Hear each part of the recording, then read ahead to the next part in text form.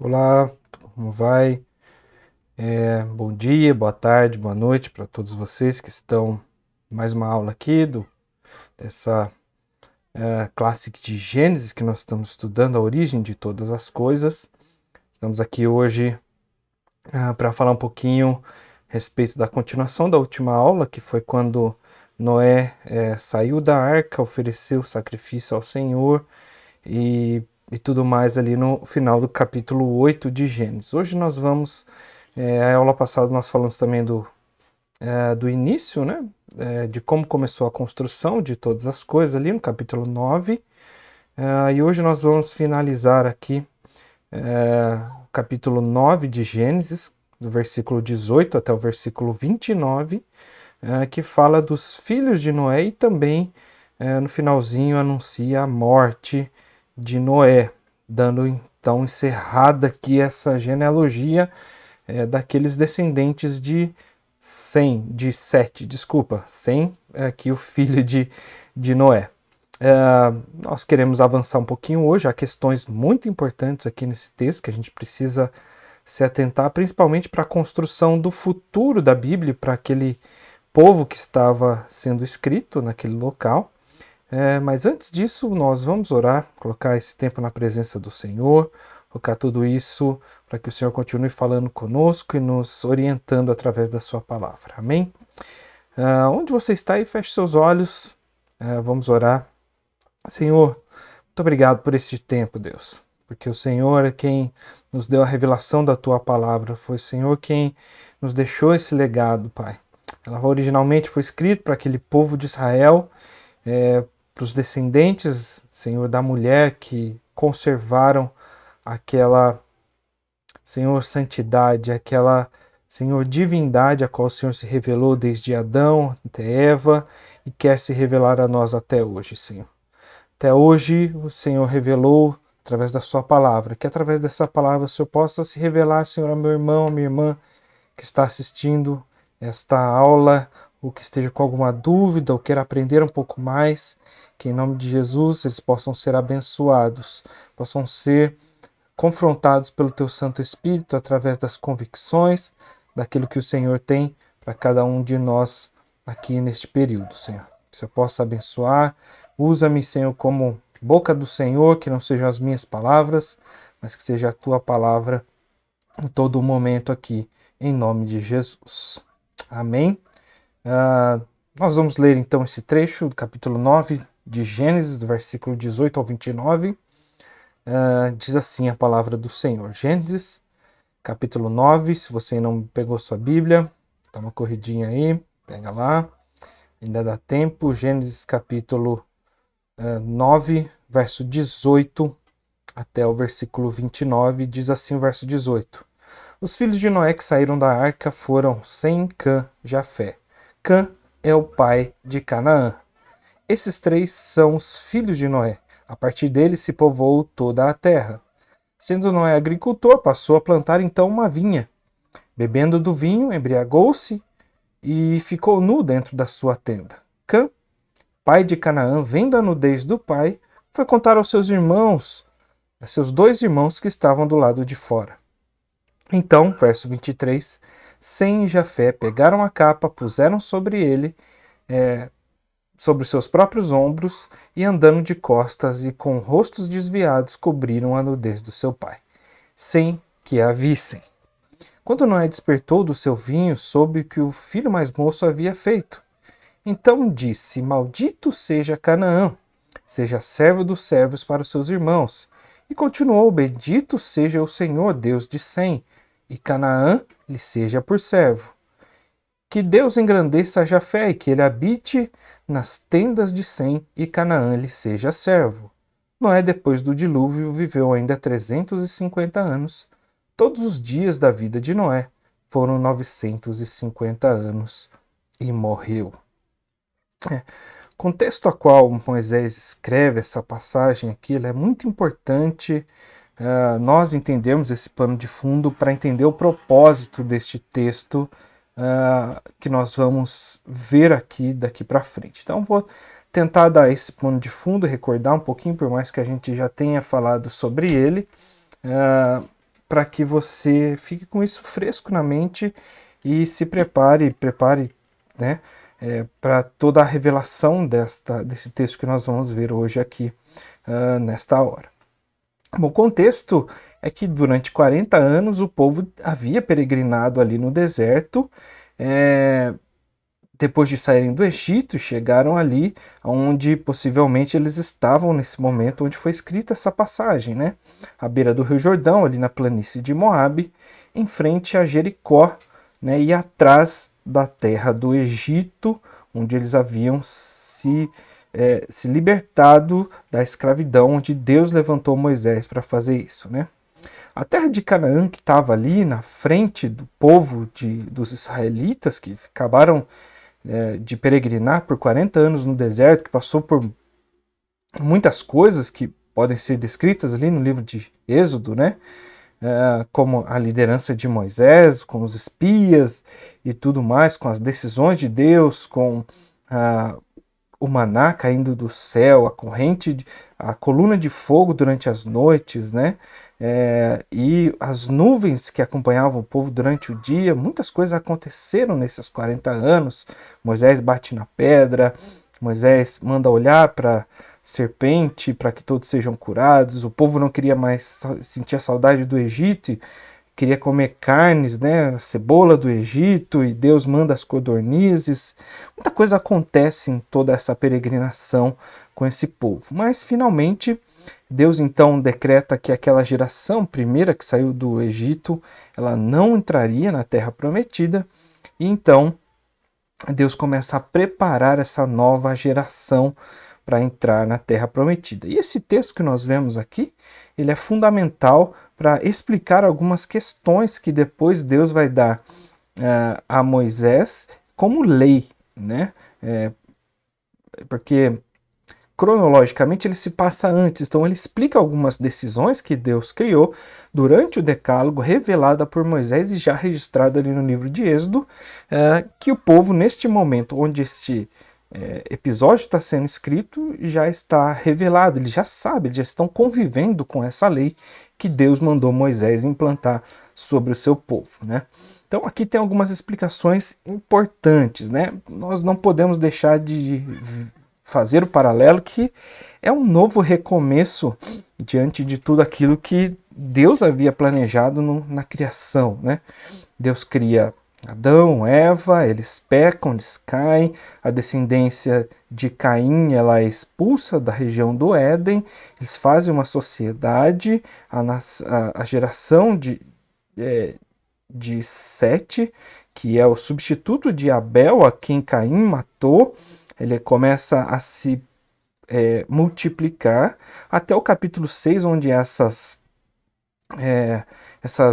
genealogias, essas duas linhas, né, dos descendentes tanto de Sete quanto de Caim acabam se misturando, e Deus então resolve mandar o dilúvio, porque o mal do mundo era contínuo e sempre aumentava, né? Então por isso Deus se irou e mandou o dilúvio como juízo para aquele povo de uma ordenança que ele não havia. O povo se desviou, não guardou o culto ao Senhor, ele acabou trazendo a poligamia para dentro do arraial do Senhor e distorceu as coisas do Senhor. O Senhor Ciro mandou o dilúvio e nós vimos aqui um recomeço numa espécie de segundo Adão aqui com Noé, recomeçando toda a sociedade a partir da última aula. Nós vimos que Noé iniciou todo esse processo com os mandamentos, com os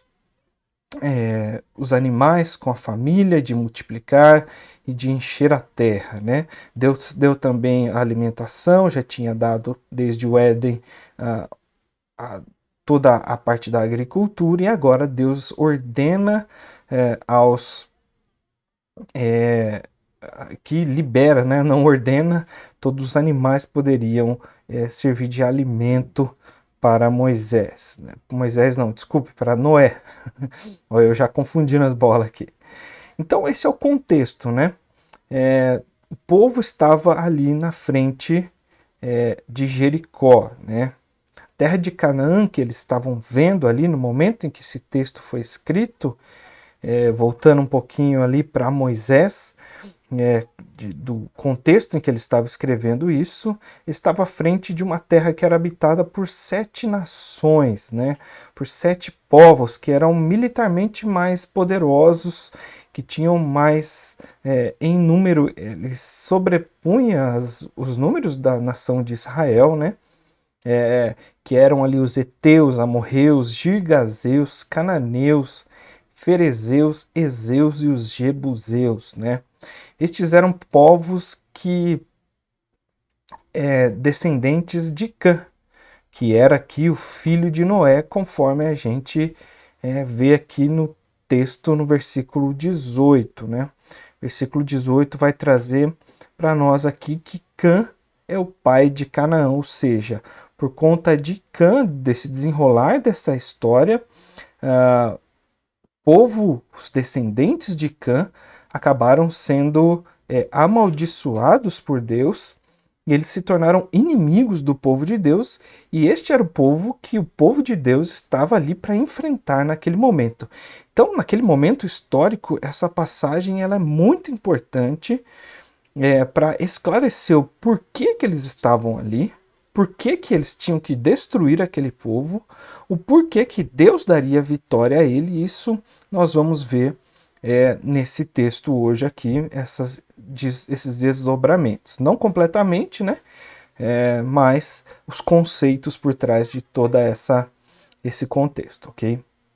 Então, o povo ali, os descendentes de Cã, haviam se desviado completamente de Deus, né, dos preceitos do Deus verdadeiro, se tornaram idólatras, violentos, imorais, já haviam habitado a terra de Canaã há alguns séculos, eles tinham tomado posse ali daquele local, e era chegada a hora do povo de Israel tomar a terra de volta, conforme Deus havia prometido a Abraão, que daria aquela terra à descendência dele, né? Então, essa descendência, ela resulta aqui neste povo que saiu do Egito, dos filhos de Jacó, né? Das 12 tribos, que passou pelo deserto 40 anos, e estava neste momento aqui para reconquistar a essa terra, né? Abraão, Isaac, Jacó, José foi para o Egito.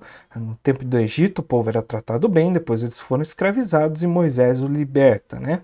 Só trazendo um pouco de cronologia bíblica para que a gente entenda essas relações aqui. Era chegada então a hora desse povo que estava ali no deserto, que peregrinou por 40 anos, retomar então a sua herança, o seu legado, tudo aquilo que Deus havia prometido, e esse era o momento, né? Então esse texto praticamente é o discurso de Moisés explicando para aquele povo, né, em forma de assembleia, como é que essa linhagem santa se construiu, né? E os descendentes de Sete, até o contexto que eles estavam, por que Deus daria vitória a eles aquele local, e por que Deus estava pedindo para destruir todas as coisas ali naquele momento. Então, esse trecho do pós-dilúvio é importante para explicar o porquê Deus havia dado aquela terra que já estava habitado e por que eles iriam triunfar sobre aquele povo. O propósito de Moisés era alinhar o pensamento daquele povo que estava ali, né? Pensamento dos israelitas quanto à visão de Deus para aquele povo, porque eles iam ter contato, eles iam ser influenciados por aquela cultura. E como é que eles iam se blindar quanto a isso, né? Sabendo o propósito de Deus diante daquele povo e a palavra de Deus para aquele povo e a promessa de Deus se cumprindo. Então eles temeriam ao Senhor, né? Diante dos preceitos de Deus que estavam ali sendo apresentados, e a proteção deles diante de Deus, de todas aquilo que Deus estabelecia para aquele povo, né?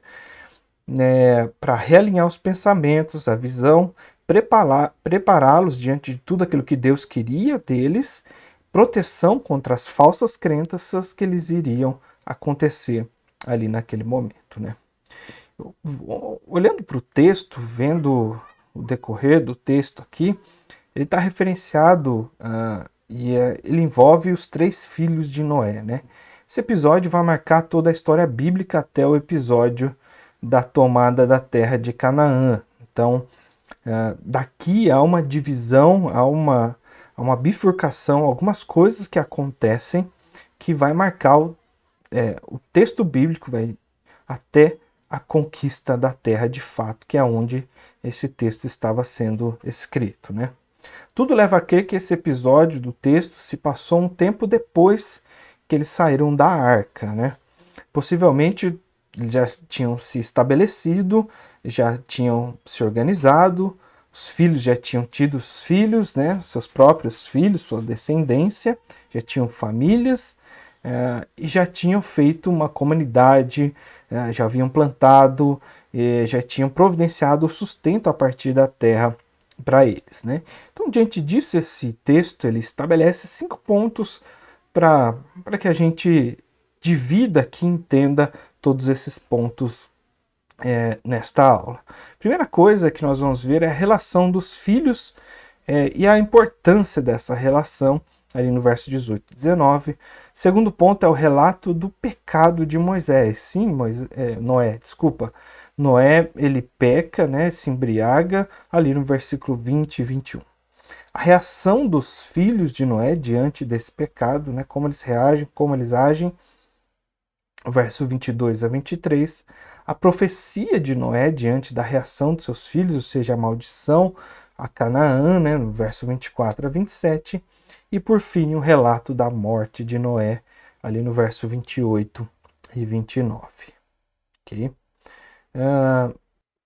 Então, nós vamos aqui ver, né, primeiro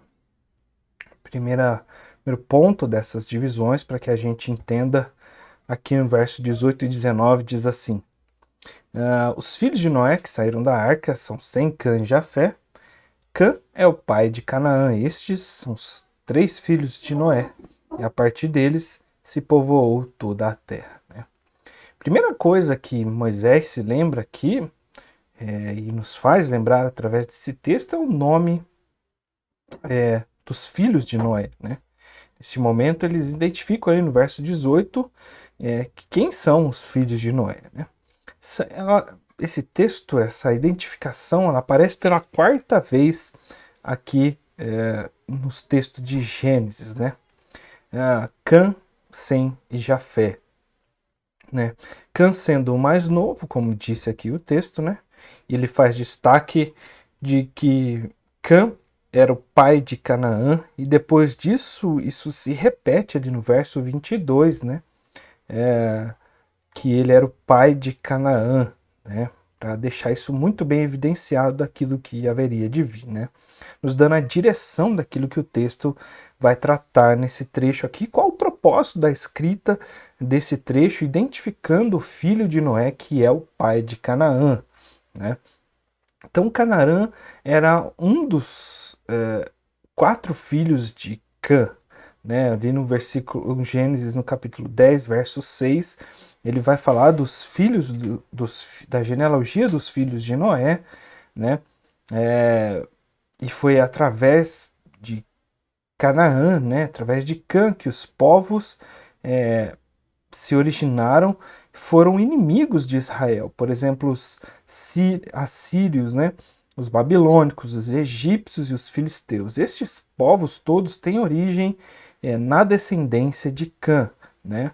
Mas foi através de Canaã, neto de Noé, filho de Cã, que vieram os cananeus, que moravam na terra que Deus tinha prometido a Abraão, em que ali eles estavam habitando, e que o povo, no contexto da escrita desse texto, como eu já disse, para ficar bem claro aqui, para que você guarde essa informação, que é o contexto a qual Moisés estava ali nas planícies de Moabe, em frente a Jericó, para cruzar o Mar Vermelho, dando essas informações ao povo, né?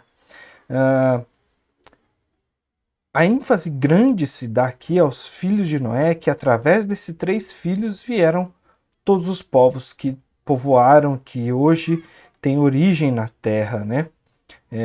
Até hoje, ou seja, cada um de nós é descendente, mesmo que indireto, a respeito de Cã, Sem e Jafé. esses 3 filhos de Noé e toda a sua descendência acabaram povoando a terra, né? Todos somos descendentes descendentes de Noé indiretamente, como eu já disse, né? Os descendentes de Noé, eles se espalhavam através da terra e se espalhavam por toda a terra. No capítulo 10, o capítulo seguinte que nós vamos estudar aqui, tem uma descrição detalhada de para onde foram esses povos, como foram, quais são as relações deste povo, para que a gente entenda um pouco melhor. Se Deus quiser, na próxima aula a gente vê isso com um pouco mais de detalhes, ok? O segundo ponto aqui, que começa a ficar um pouco mais interessante o texto, é o relato do pecado de Noé diante de tudo aquilo que estava acontecendo ali naquele contexto. Uma terra nova, um plano novo, tudo aquilo que Deus havia criado tinha sido destruído, então Noé providencia a plantação, que ele era um agricultor, ele providencia então a sua agricultura para que ele pudesse sobreviver da terra e não somente dos animais, né? Verso 20 dá essa ênfase, Noé sendo agricultor, ou seja, era a função dele, é o que ele sabia fazer, ele não era um construtor de barcos, ele era agricultor, né? Passou a plantar então uma vinha, como qualquer agricultor, coloca, né, sementes na terra para se sustentar delas, né? E aí a palavra de Deus diz que ele, desta vinha, fez o suco e bebeu do vinho, está implícito aqui, né? Não fala que ele fez o vinho, possivelmente porque só existia ele ali naquele momento, né? E embriagou-se e ficou dentro da sua tenda, né? Palavras breves, né? 2 versículos curtos, mas traduzem aqui uma pequena tragédia, né? Uma mancha no caráter aqui de Noé, que era aquele que tinha uma grande fé, obediente a Deus, né? Mas a gente vai ver alguns desdobramentos desse texto, dessa interpretação, e nós vamos ver que talvez Noé fez isso acidentalmente, por isso que não houve o castigo de Deus sobre ele, mas não deixa de ser um episódio que mancha um pouco a sua reputação, né? Não, igual aquele episódio de Davi, que vê quando ele precisava ir guerrear, ele fica e sobe no terraço do palácio, de ver uma mulher se banhando e ele se atrai, manda chamar, né? Ele se arrependeu daquilo, o filho morreu, mas Davi teve outros filhos e continuou sendo um homem segundo o coração de Deus, se arrependeu daquilo, mas isso mancha a sua reputação. Tá lá um relato, um adendo, né? Isso nos leva a entender a nós mesmos, né? Quem nós somos? Nós não somos totalmente 100%, como eu posso dizer, irrepreensíveis. Nunca seremos. Sempre a nossa humanidade pode nos trair.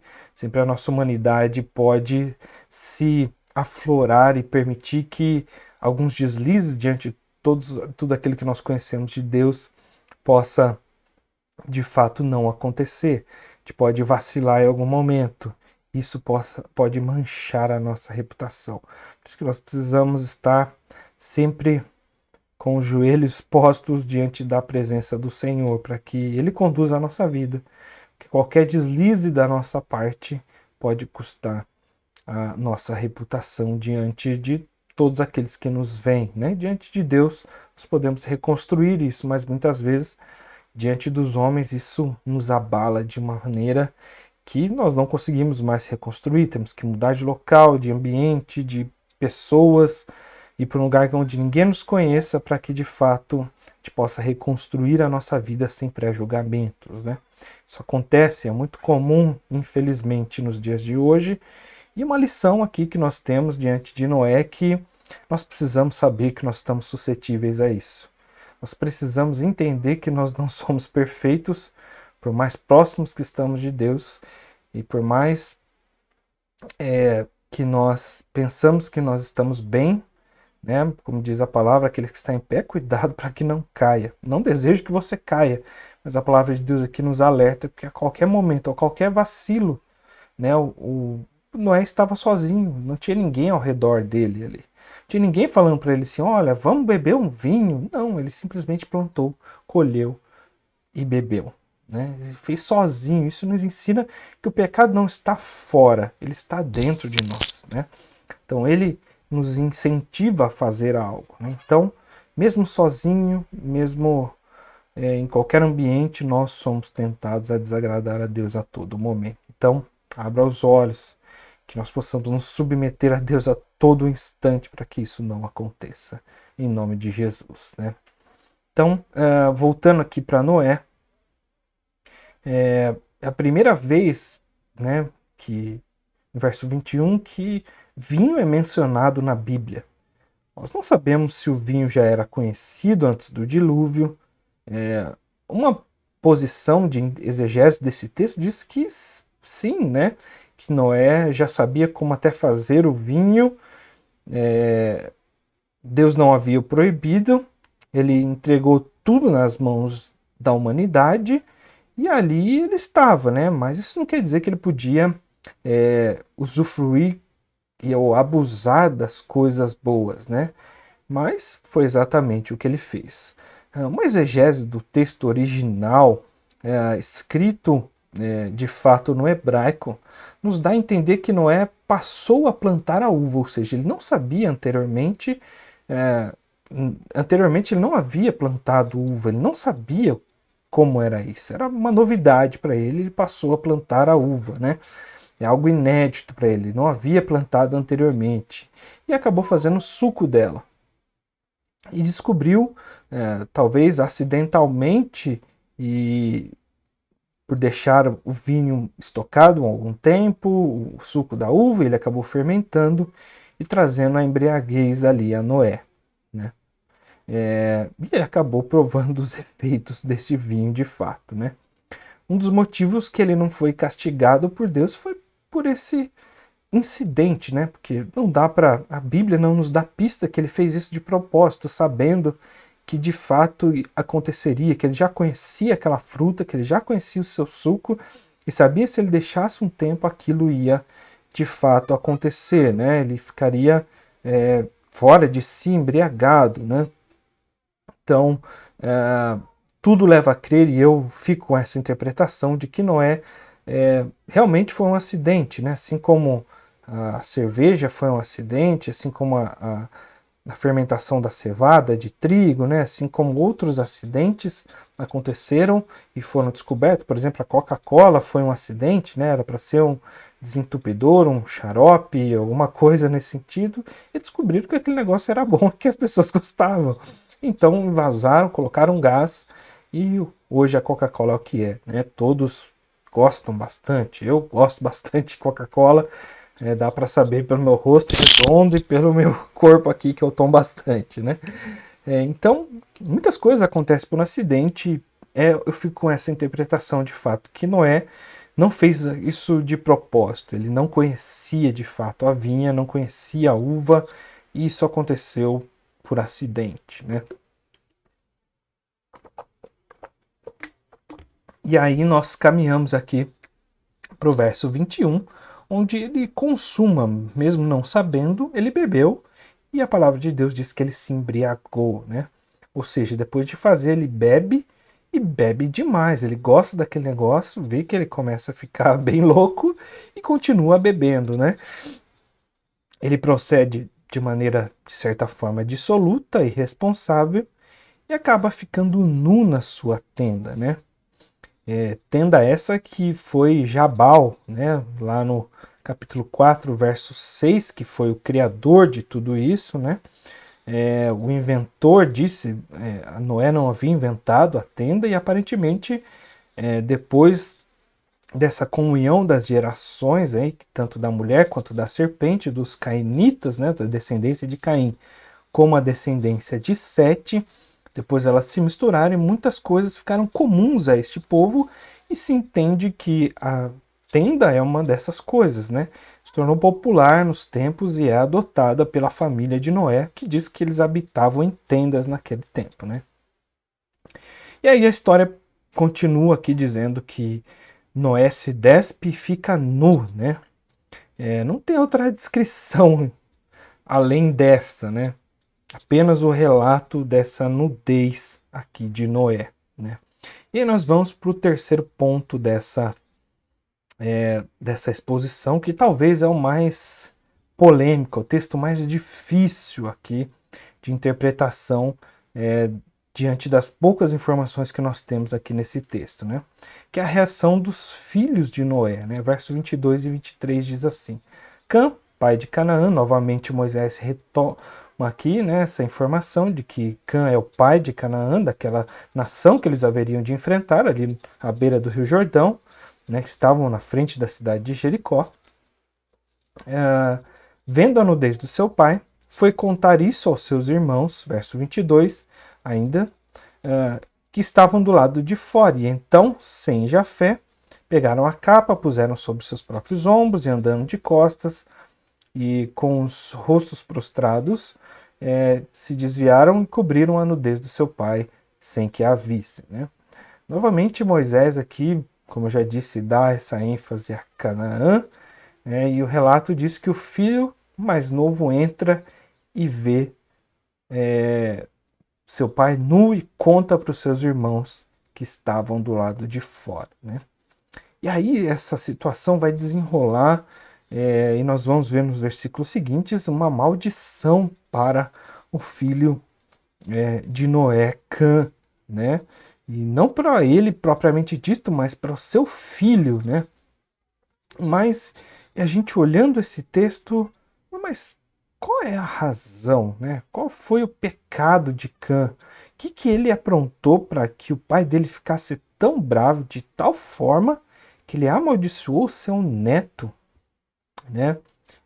Esse texto é um texto de difícil interpretação, né? Existem algumas hipóteses, algumas interpretações, algumas muito absurdas, inclusive, para que se tratam dessa contemplar a nudez ou de se agradar delas, mas isso de nenhuma forma pode ser provado pelo texto bíblico aqui, né?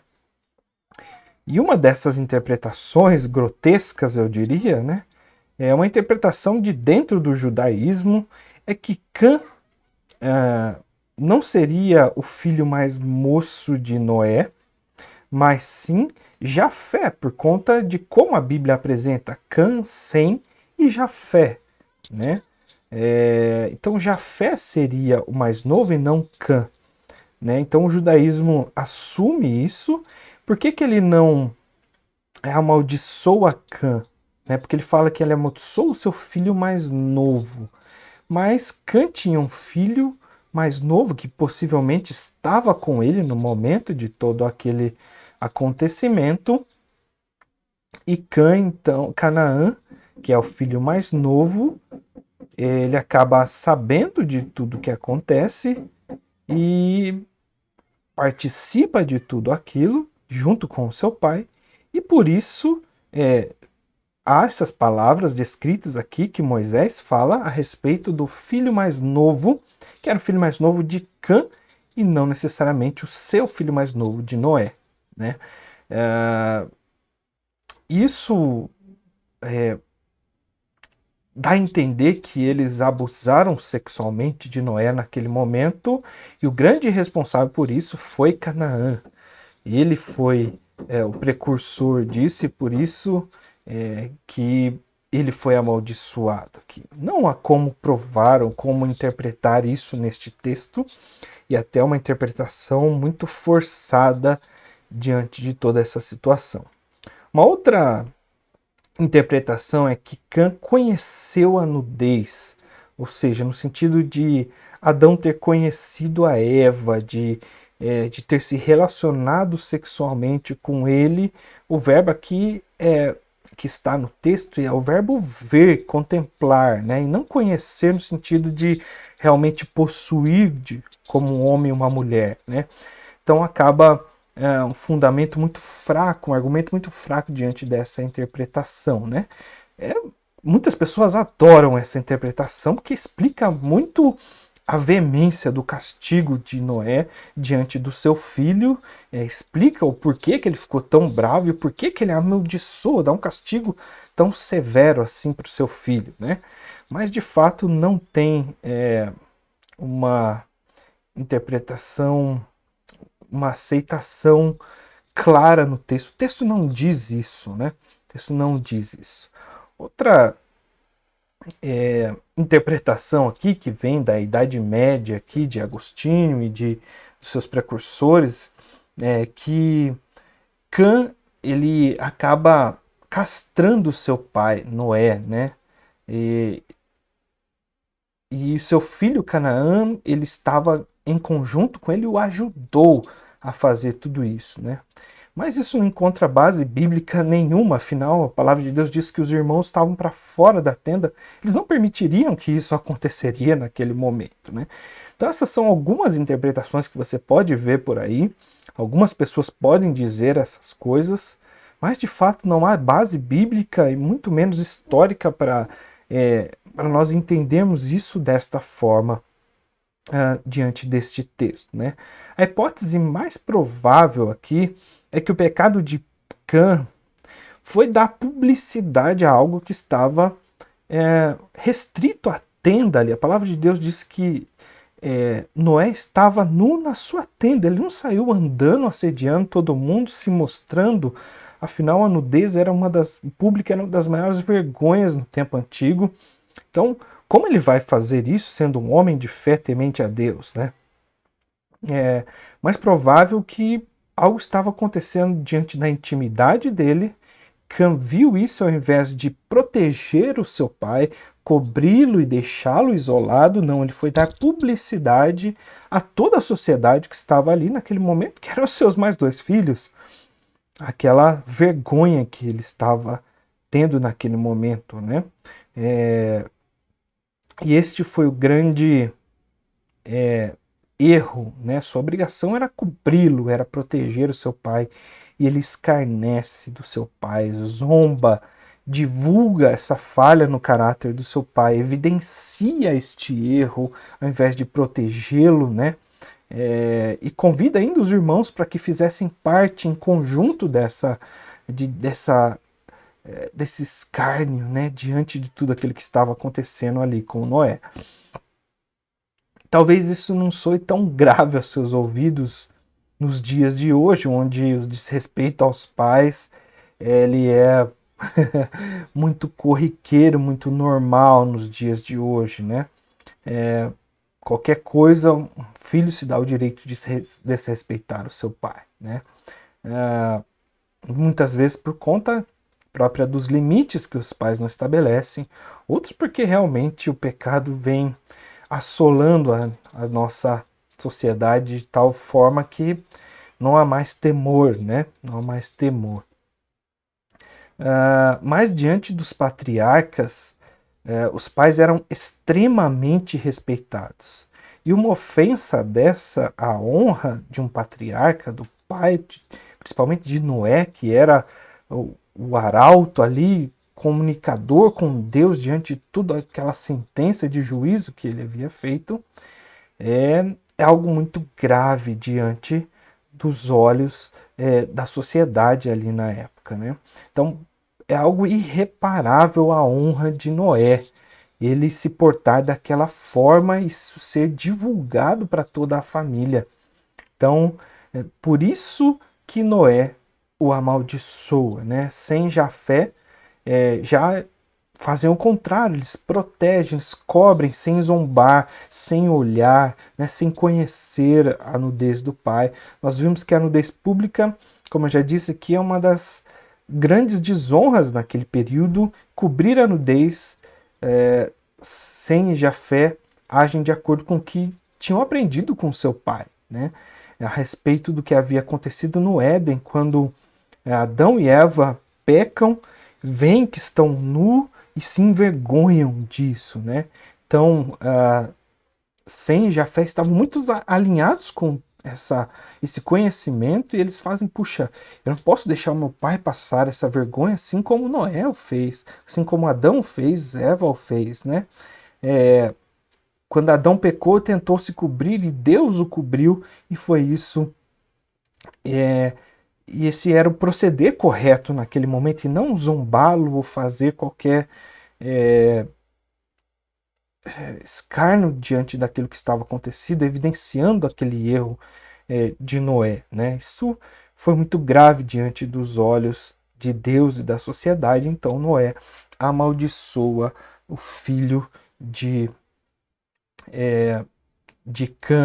Canaã, diante daquela situação, né?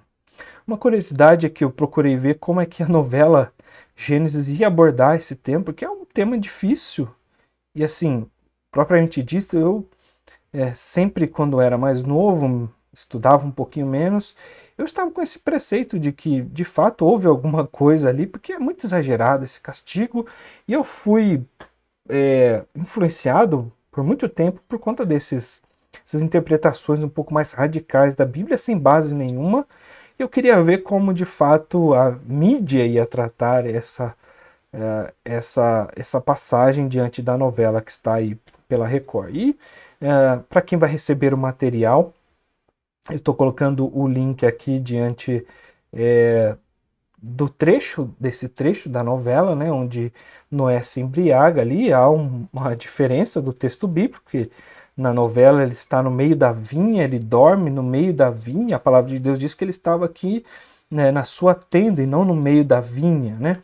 Então há algumas coisas que são de licença poética aqui, que não influenciam no nosso entendimento, mas este entendimento, interpretação da zombaria de Cã e do seu filho e dos outros filhos protegerem e tudo mais, ele é preservado, e eu fiquei positivamente impactado com isso. Então, ponto para a novela Gênesis diante desse aspecto, ok? Se vocês tiverem a curiosidade, eu vou mandar isso também no grupo. Eu vou ver se eu consigo colocar este link na descrição aqui do vídeo, ok? Qualquer coisa você me escreva que eu mando o link para você.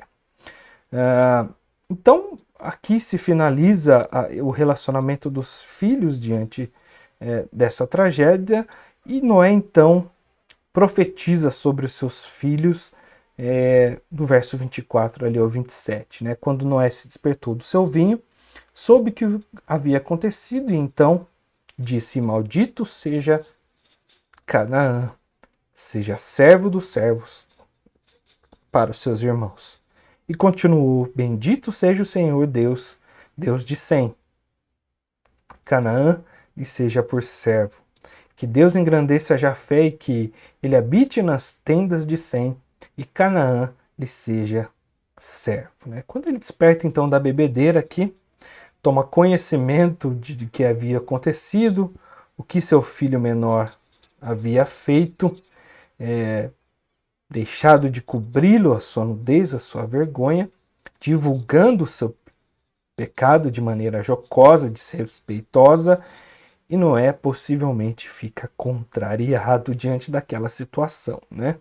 Você pode estar pensando aí, pô, o cara planta a vinha, bebe do vinho, bebe todas, fica muito louco, enche a cara, e a culpa é dos filhos porque ele tira a roupa, fica louco. Pois é, né? Há um limite aqui diante dessa sociedade que nós não conseguimos entender um pouco mais. Cã passou desse limite de desrespeitar o seu pai, por isso essa consequência, né? Nenhuma palavra é dita aqui a respeito do arrependimento por parte de Noé, né? Por isso que eu fico com aquela interpretação que eu disse para vocês no início, a respeito que eu acredito piamente que isso foi um acidente. Deus não se manifesta em nenhum momento aqui também condenando a ação de Noé diante dessa maldição com seu filho, né? Ele deixa essa situação rolar, não há nenhuma intervenção divina aqui diante de toda essa situação. Por isso eu entendo a inocência de Noé. Se houvesse alguma falha aqui, alguma atitude que não condizesse com o caráter de Noé, Deus havia intervindo e falado: olha, você foi fiel, mas agora você errou, então maldito seja e tal. E aí Deus faria isso com Noé, a partir da sua sentença que é justa, né? Por isso que eu entendo que aqui não houve esse castigo por parte de Deus a Noé, né? Talvez isso tenha acontecido, Noé ele se arrependeu, talvez esse registro não tenha acontecido, pediu perdão para Deus por isso ter acontecido, mesmo por acidente, né? Porque ele possivelmente não sabia, e Deus possivelmente o perdoou. Talvez isso tenha acontecido, por isso não houve nenhuma punição por Noé, de não saber que resultaria aquela tragédia diante da sua família, né? Mas o texto não revela essa parte do arrependimento, mas diante do caráter de Noé, diante do proceder de Noé, nós podemos deduzir que isso aconteceu, possivelmente, ok? Mas o foco não está na maldição aqui de Canaã. Mas por que Canaã, então, é amaldiçoado e não Cã, né? Mais um texto difícil, complexo, que nós podemos ter algumas hipóteses, né? Assim como Cã era o filho mais novo, Canaã era o filho mais novo de Cã, né? Canaã devia partilhar da mesma conduta imoral do pai. Aquela velha ditado que nós conhecemos, né? O fruto podre ele não cai muito longe da árvore, né? Então, assim como Cã tinha o seu desvio de caráter diante da atitude com seu pai, Canaã estava observando tudo isso e aprendendo. Falou, poxa, meu pai é assim, então eu também vou ser assim. Então estava influenciando diretamente o seu filho de como agir. E a sentença de Noé é que, olha, se essa influência que você está dando ao seu filho, ele está amaldiçoado, no sentido, isso vai piorar e muito daqui para frente com esses desvios de caráter, né? Canaã deve ter compartilhado, né, partilhado essa conduta imoral do pai, né? Ou seja, deve ter zombado também de Noé. E isso, a sentença era que ele seria escravo dos seus tios, né, irmãos do seu pai, irmão de Cã, que seriam Sem e Jafé, né? E como se dissesse, por este exemplo que dá ao seu filho, ele recairá sobre esse comportamento e este desrespeito, essa maldição. A influência de Cã sobre a sua família era grande. Ele também era um patriarca, né? Só restava a eles ali diante daquele novo mundo. E ele contaminaria com estas atitudes a sua descendência, né? Vemos que isso vai se tornar muito pior com as suas descendências diante da história, diante de tudo aquilo que acontece com os descendentes de Cã, com relacionamento com os povos de Israel. Sempre são inimigos, sempre rejeitaram a Deus, né? Verso 26, Noé abençoa Sem e transfere a ele o legado da linhagem santa, a linhagem da mulher, ou seja, a preservação do culto ao Senhor, a preservação dos mandamentos de Deus, ele é transferido para Sem e amaldiçoa e diz que Canaã será por servo dos filhos de Sem, né? Verso 27, que Deus engrandeça Jafé, que Deus amplie seus territórios, né? Engrandeça, amplie seus territórios, tenha domínio sobre muitas terras, né? Que habite nas tendas de Sem, ou seja, que os descendentes venham morar nas terras de Sem, que compartilhem da prosperidade e bênção que Noé colocou sobre o seu primogênito, né? E Canaã lhe será por servo, tanto de Sem como de Jafé, né? De que forma isso se cumpriu na história? E essa parte é um pouco interessante aqui, nós vamos ver rapidamente, mais detalhadamente na próxima aula, quando há a divisão desses povos, né? Há um relato da divisão desses povos. Então, Cã foi o pai dos cananeus, como a gente já disse, né? Os 7 povos que estavam ali sobre as muralhas de Jericó, né? Sob o comando de Josué, logo após essa descrição de Moisés, né? Os israelitas eles conquistam, derrotam e escravizam os descendentes de Canaã e os que não foram mortos se tornam escravos dos semitas que estavam ali, que significava o povo de Israel que havia saído do Egito, né? Sem ele se torna o herdeiro das promessas, né? O descendente de Sem se tornaram guardadores das revelações, do culto e das promessas de Deus. Eles de fato conquistaram ali Canaã, dessa linhagem vem Davi até Jesus, preservando então a descendência santa de aliança com o Senhor, até vir o descendente de fato da mulher que foi Jesus, que nasceu de um nascimento virginal de Maria ali, uma santa mulher, diante do propósito de Deus para aquele tempo. E Jafé habitaria com Sem. Como é que isso se cumpre, né? O único retrospecto, o único ponto que nós temos aqui de convergência é que os jafitas, ou seja, os descendentes de Jafé, eles ocuparam ali a região da Ásia Menor, da Europa, e foi onde Paulo, no Novo Testamento apenas, vai até lá. Paulo, que era judeu, era semita, né? Prega o evangelho a eles, e foi onde Paulo fez suas 3 viagens missionárias nestes locais, né? Então nós entendemos este acolhimento quando Deus manda Paulo pregar aos gentios e os recolhe à casa dos israelitas, ou seja, se converte ao Deus de Sem, né?